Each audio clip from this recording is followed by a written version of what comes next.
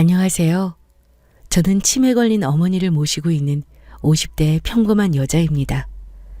몇 달 전에 갑자기 건강악화로 인하여 아버지가 돌아가시는 바람에 정신 차릴 틈도 없이 장례를 치르고 저는 제가 맡고 있는 가게 때문에 마냥 슬퍼할 겨를도 없이 빠르게 일상으로 돌아와야 했습니다. 그런데 왜 항상 안 좋은 일은 꼭 겹치고 겹치는 것일까요? 아버지가 돌아가신 충격 때문인지 어머니는 어느 날부터인가 이상 증세를 보이기 시작했어요. 아버지는 정말 갑작스레 돌아가셨어요. 평소에도 별로 몸이 좋지 않으셔서 약을 달고 사는 분이셨는데 며칠 새에 많이 좋아지셨길래 저도 엄마도 방심하고 있었습니다. 그러다 일이 터진 것이죠. 아버지의 영정사진 앞에서 어머니는 넋이 나간 사람처럼 울지도 않고 그저 멍하니 바라보고만 계셨어요. 그런 엄마가 걱정된 저는 옆을 한시도 떠나지 않고 계속 말을 걸었습니다. 엄마 괜찮아? 물이라도 마시자, 응? 아까부터 아무것도 안 먹었잖아. 이러다 엄마까지 큰일 나. 물만이라도 좀 마시자. 상을 치르는 내내 물 한 모금조차 마시지 못한 엄마가 걱정된 저는 엄마에게 물을 갖다 드렸지만 역시나 마시질 않았어요. 제가 건넨 물을 거부하면서 엄마는 기어가는 듯한 목소리로 말하셨습니다. 나도 참 무심하지. 저 사람 아픈 건 누구보다 내가 잘 알고 있었는데 그런데도 이렇게 허무하게 보내네 그래. 아이고, 저 위에서 나를 얼마나 원망할까. 자기 몸뚱아리 하나 제대로 살피지 못한 나를 얼마나 미워할까. 내가 무슨 자격으로 여기서 물을 마시고 밥을 먹고 잠을 자. 내가 무슨 자격으로.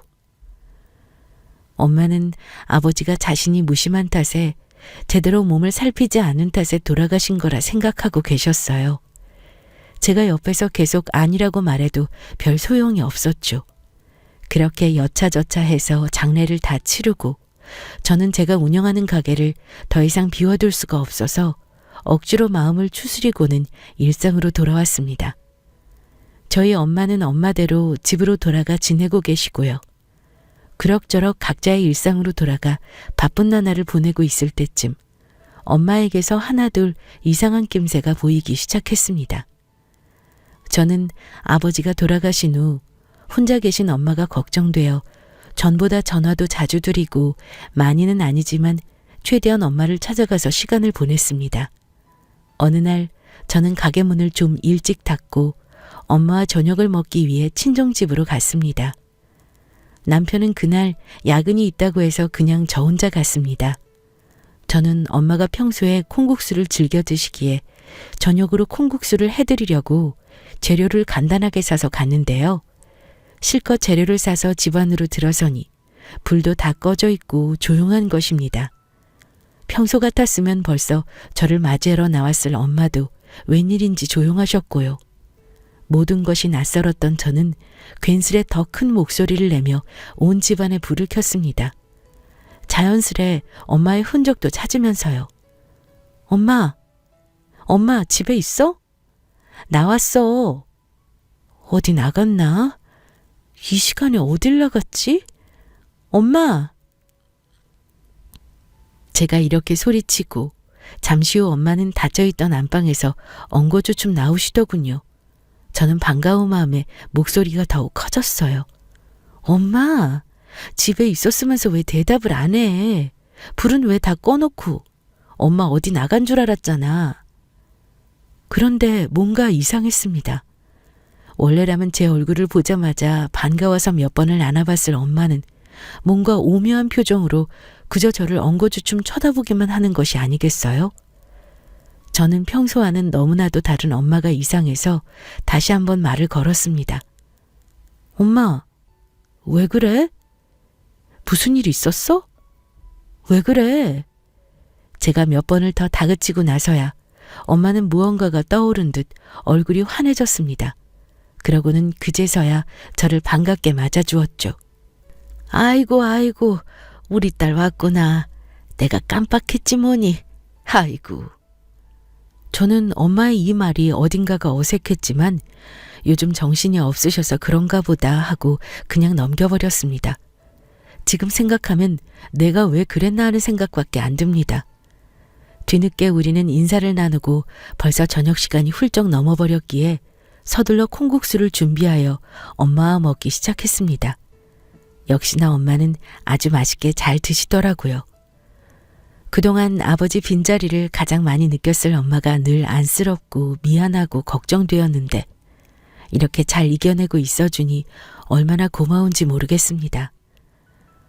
저녁을 다 먹고 넋두리 좀 풀다 보니 시간이 예상보다 너무 늦어버렸고 저희 집까지 가기에는 길도 어둡고 해서 그냥 남편에게 하루만 엄마 집에서 자고 간다고 이야기하였고 남편도 그러라고 해서 정말 오랜만에 엄마랑 오붓하게 있을 수 있었어요.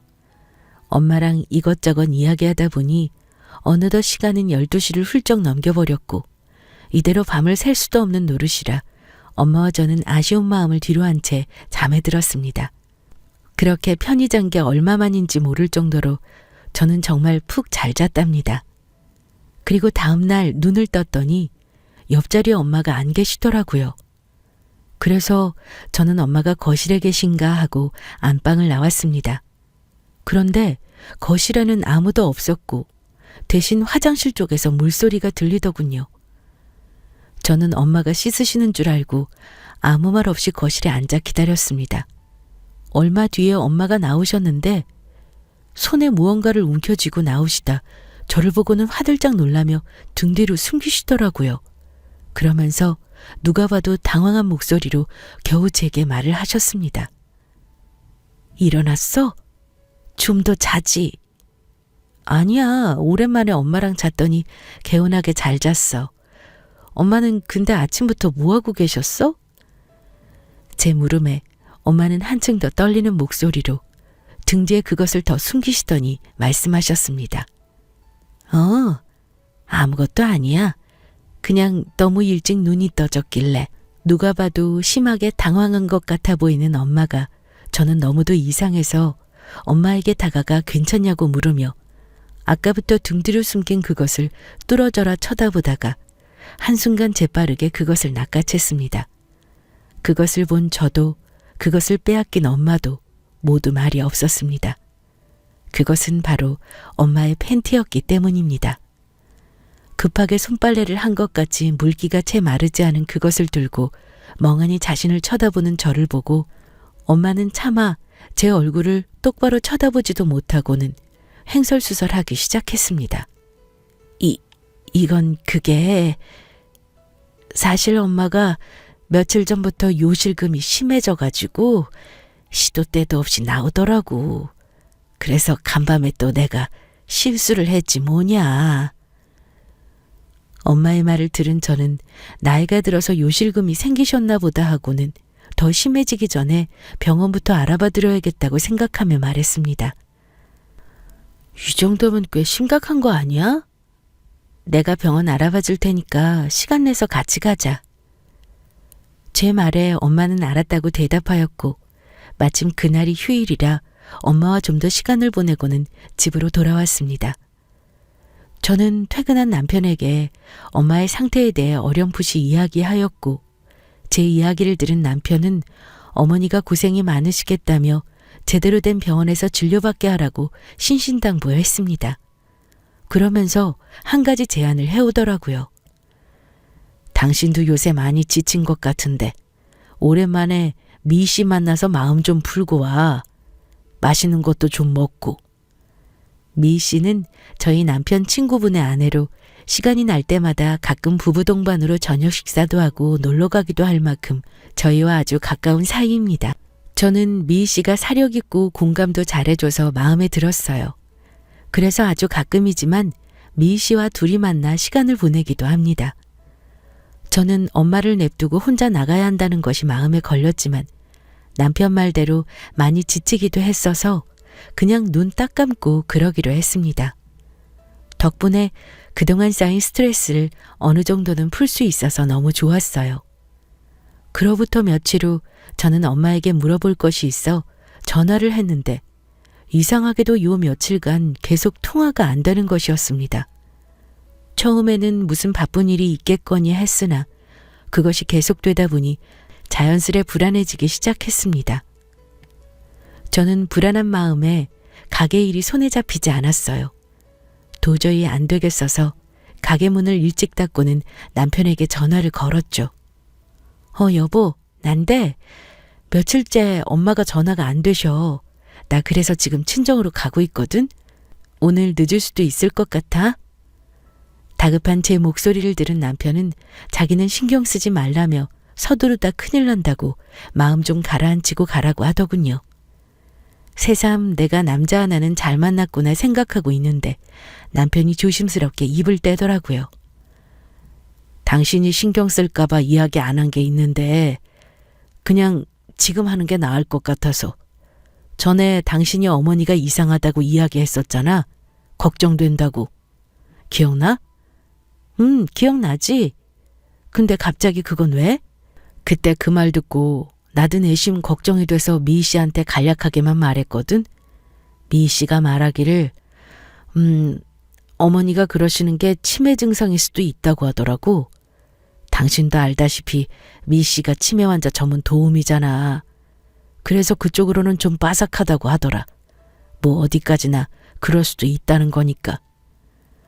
그 말을 듣는 순간 머리가 정말 멍해지더라고요.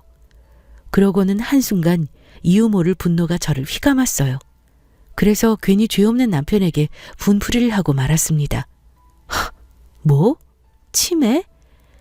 미희 씨도 참 웃긴다. 미희 씨가 우리 엄마를 언제 봤다고 그런 소리를 하는데 그 얘기 하나 들은 거 가지고 지금 우리 엄마 치매라고 몰아가는 거야? 자기가 치매 환자만 본다고 의사라도 된 줄 아나 보지? 미희 씨 그렇게 안 봤는데 사람 참 그렇다. 저는 남편이 뭐라 말하기도 전에 전화를 끊어버렸습니다. 전화를 끊고 나니 이런 제 자신이 너무도 한심하게 생각되더군요.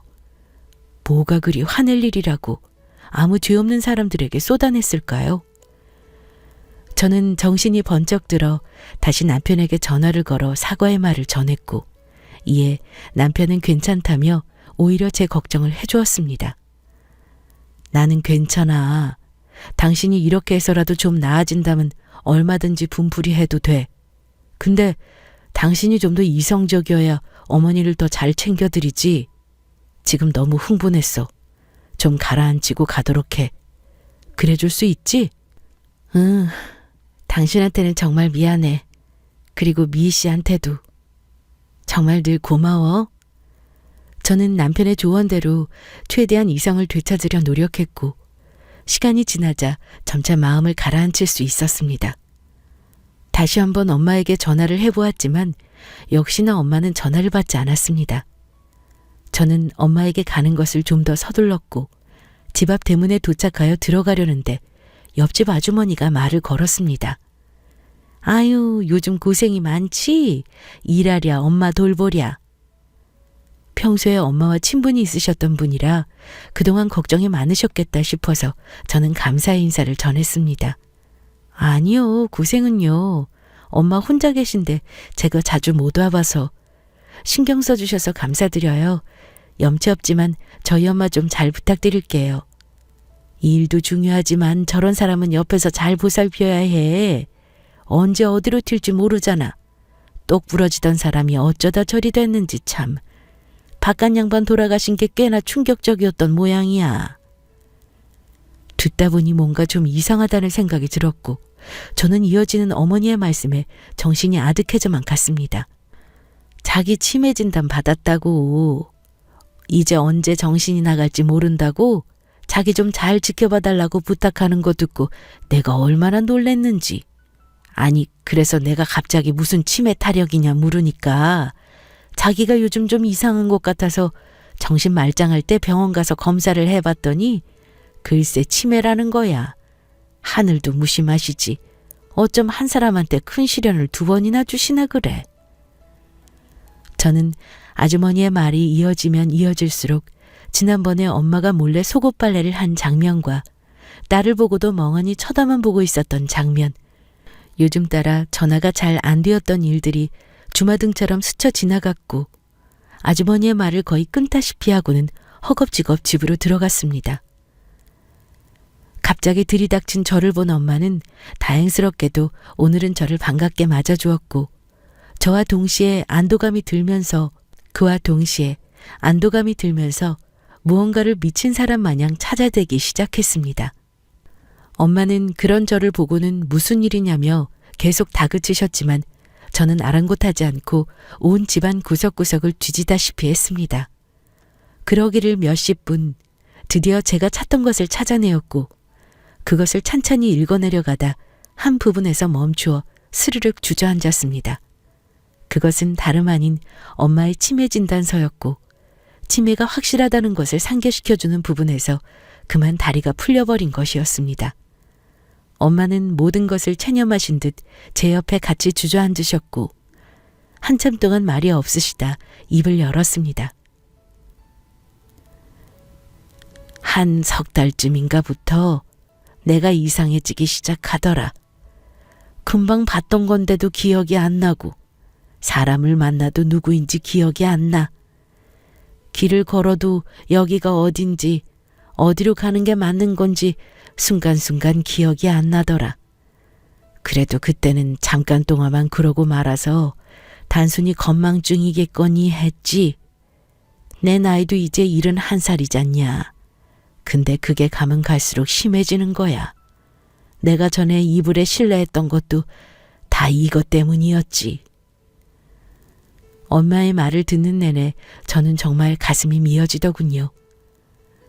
딸이라는 게 이런 것 하나 제대로 눈치도 못 채고 괜히 죄송한 마음에 오히려 더 언성을 높였습니다. 아니 그걸 왜 얘기를 안 해?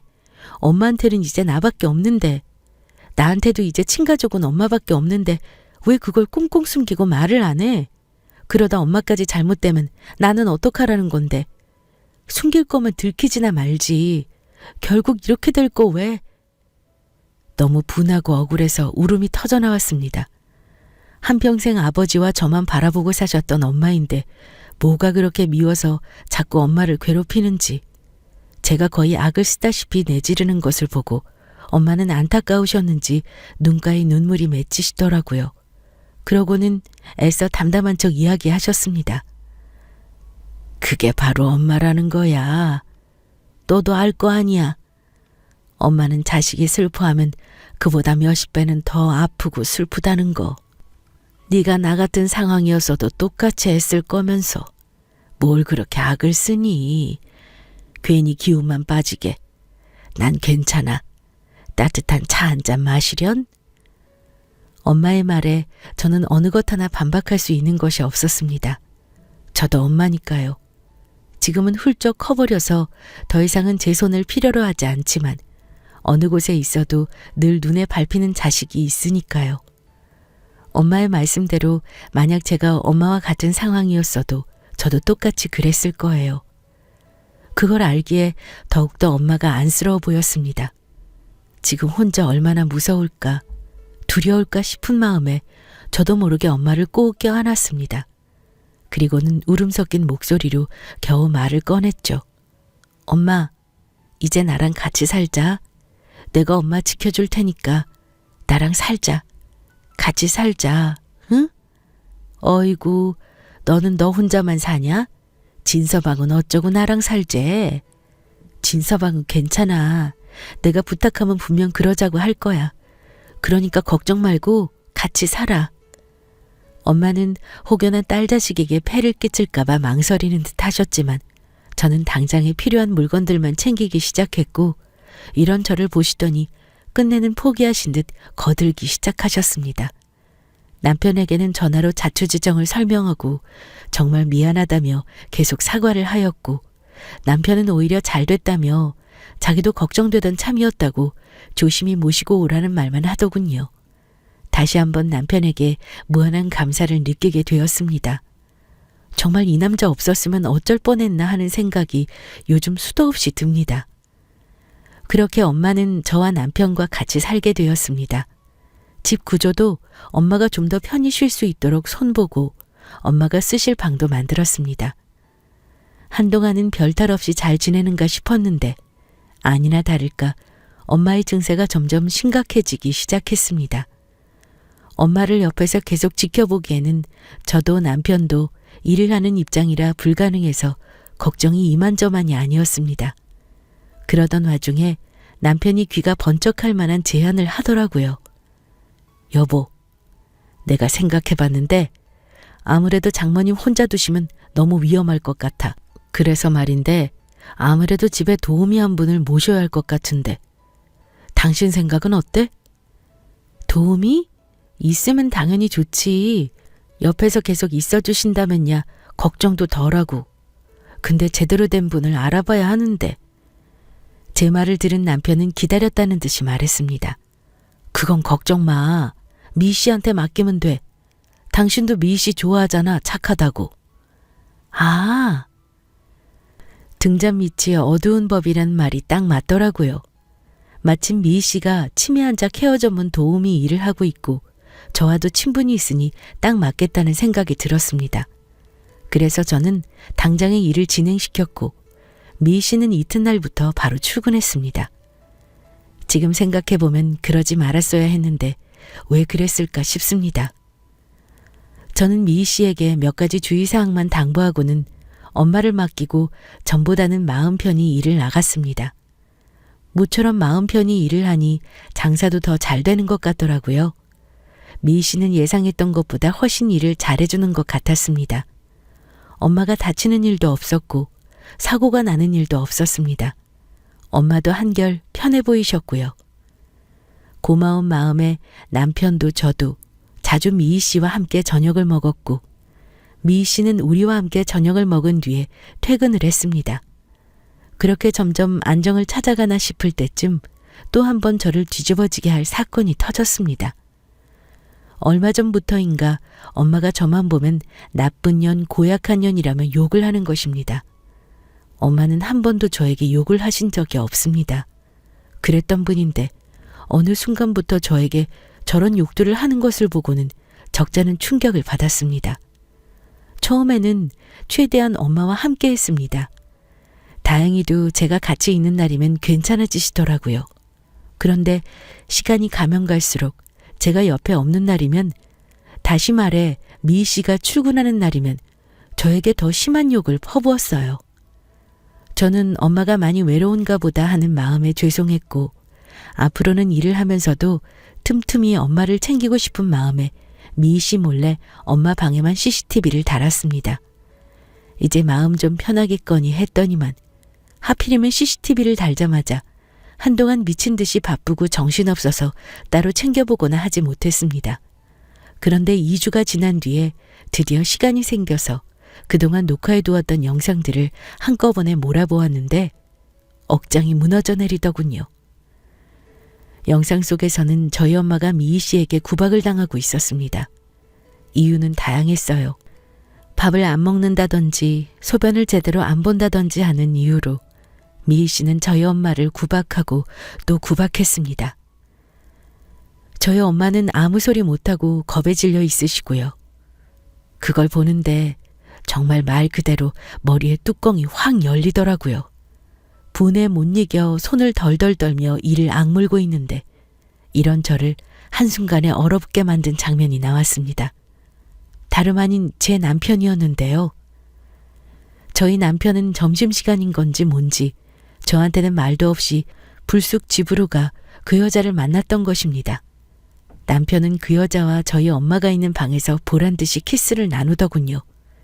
그러고는 그 여자가 가진 아양을 떨며 남편에게 찰싹 안겼고 남편은 세상 사랑스럽다는 듯이 쳐다보며 자잘한 뽀뽀를 하더라고요.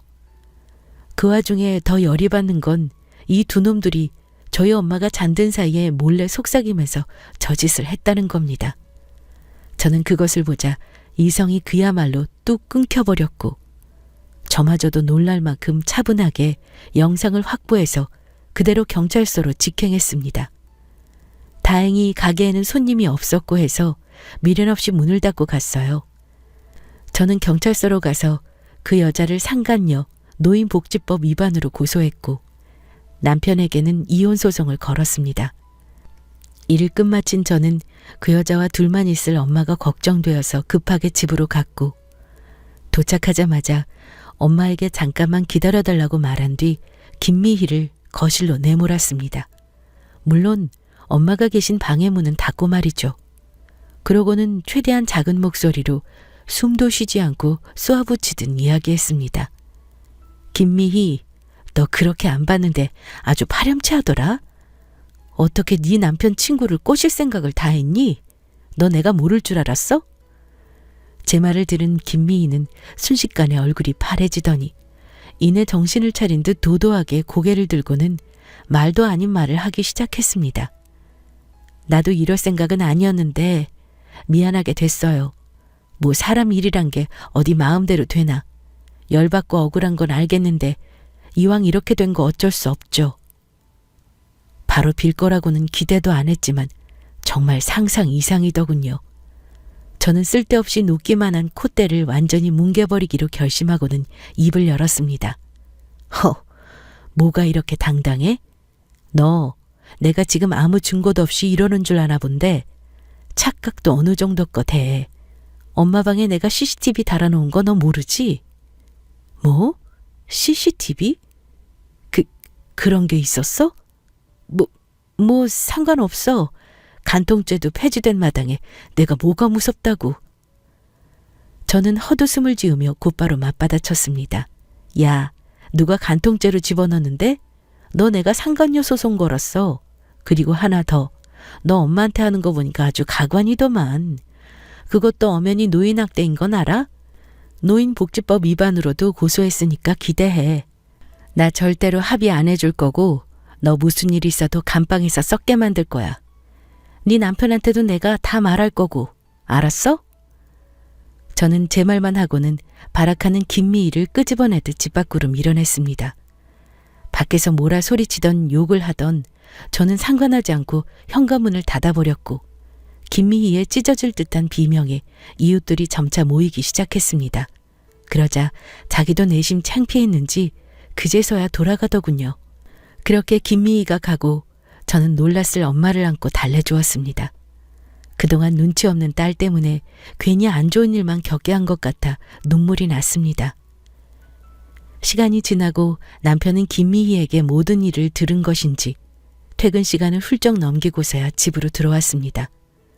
슬금슬금 제 눈치를 보며 다가오는 남편을 보고 있자니 겨우 삭혔던 화가 다시금 차오르더라고요. 다행히 엄마가 주무시는 중이라 저는 한결 편하게 이야기할 수 있었습니다. 최대한 차분하게요.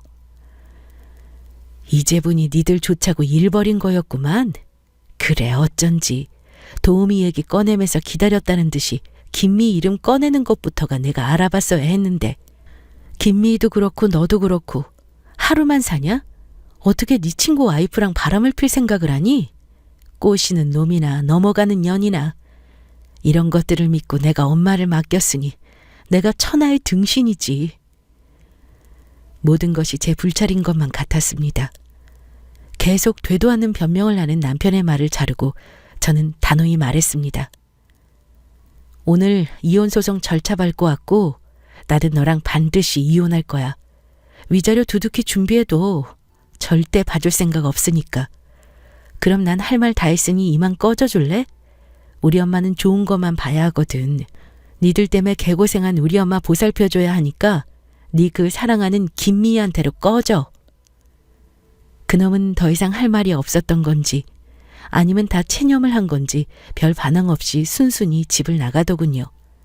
드디어 폭풍이 다 지나가고 순간적으로 다리에 힘이 풀린 저는 한숨을 쉬며 소파에 털썩 앉았습니다. 잠시 후 자고 있을 줄 알았던 엄마가 슬며시 나와 제 옆에 앉으시더니 말했습니다. 고생 많았다. 고생 많았어. 이제 다 끝났다. 다 괜찮을 거야. 그 순간만큼은 엄마가 원래대로 돌아온 것 같아서 저도 모르게 엄마에게 안겨 펑펑 울었습니다. 그 일이 있고 난 후 결국 김미희는 법정에서 완전히 뭉개졌고 징역을 살게 되었습니다. 제 남편이었던 그 남자는 저에게 이혼을 당했고 위자료를 어마어마하게 물어주었고요. 김미희가 나가고 난 뒤부터 엄마는 제게 다시 욕을 하지 않으셨고 가끔 저를 잊어버리고는 하지만 그럴 때마다 옆에서 제 존재를 확인시켜드리고 있습니다. 위자료도 두둑히 받은 덕에 저는 맡았던 가게를 처분하고 온전히 엄마와 시간을 보내는 것에 집중하고 있습니다. 엄마도 전보다 훨씬 밝아지셨고 저를 정말 잘 따라주십니다. 사람들은 이런 절 보고 힘들지 않냐며 안쓰러운 표정을 지어 보이지만 저는 지금 이 나날들이 너무 편하고 좋습니다. 지금까지 제 사연 들어주셔서 감사합니다.